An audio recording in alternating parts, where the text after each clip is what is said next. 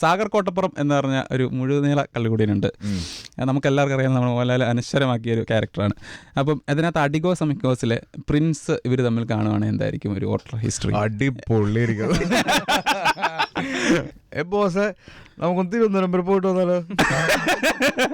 അപ്പം കിഷ്കിന്ത കാണ്ഡം എന്ന സിനിമ, അതിൽ നമ്മുടെ അപ്പുപിള്ളയ്ക്ക് പകരം 500 വാട്ട് വിൽ ബി ദ അവസ്ഥ? ശരിക്കും അതില് ഞങ്ങളുടെ ഈ സ്ക്രിപ്റ്റിന്റെ ഫസ്റ്റ് റീഡിങ് മുതൽ ഞങ്ങളുടെ മനസ്സിൽ 500 റെഫറൻസ്.